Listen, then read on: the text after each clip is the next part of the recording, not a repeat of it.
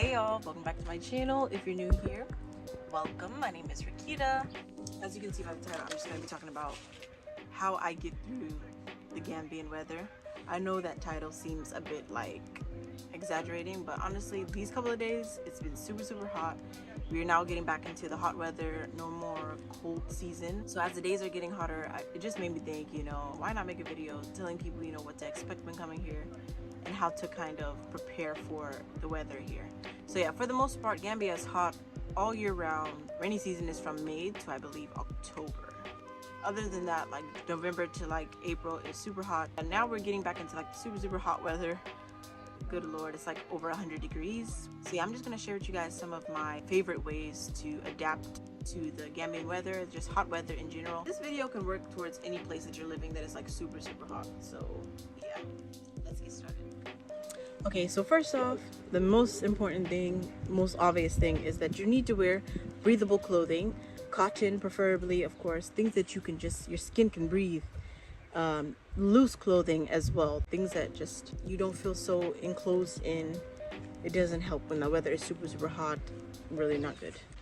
Another thing I would definitely say after just wearing breathable clothing, breathable shoes, just breathable attire overall, would be to, of course, please wear deodorant. Even in places that you normally wouldn't even put deodorant, it does help a lot, because I realized, like, just being over here, you're gonna sweat way more, like 10 times more than you would normally, like a hot day wherever you're living, because you're constantly just in the hot from morning to like night.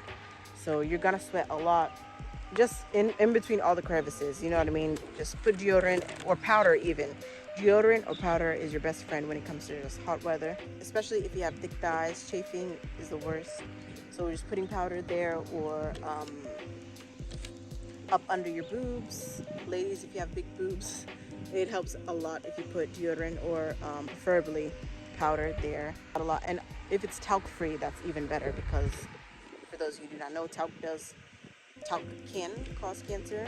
Also, since living here, if y'all haven't noticed on my videos, I wear little to no makeup, as I was when I was in America, like, because I don't feel like there's much of a use other than if I'm like going out or I just want to be extra and wear makeup. I don't really wear makeup as much as I used to, because I feel like it's just gonna melt all the way off once I step out into the sun. So yeah, just wear little to no makeup at all, very minimal makeup looks, because you'll thank yourself later. You will thank yourself later. It'll just all sweat off and then it's just gonna be a mess. Or if you do want to wear makeup, make sure you invest in a really good sweat proof makeup routine. I can definitely do one that I do here if I am going out. It's sweat proof and helps me out a lot for the days that I do want to wear makeup. Another thing I would definitely say invest in is having an opokai. I believe that's how they call it here, or just like a fan. I'll put a picture of it. I have one here, but I left it in the car. It's just these logo fans that they use. Definitely invest in those. It helps out a lot. Or the fans that you can walk around with, those little electric ones, are really good.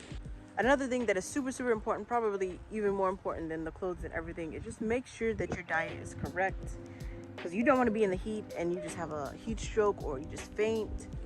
Make sure that you always have water with you at all times. It's super important. I cannot stress this enough. Having water with you at all times. Invest in a really big jug thing. I invested in one recently.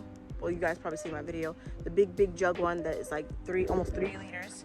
That really tracks your water intake. And yeah, just investing in a really big water bottle that you can have all the water, you can keep track of it, is super important, because you're constantly sweating, losing water out of your body. You need to replace that water and just make sure you're with water all the time.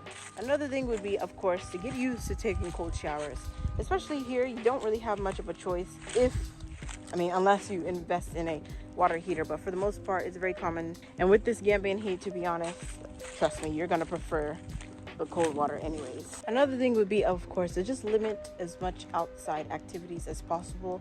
If you just really want to start working out or doing some sort of physical activity or whatever, I would at least advise to wait till like the sun goes down just a bit, or at least go early in the morning, because you can definitely easily just pass out trying to do it that way.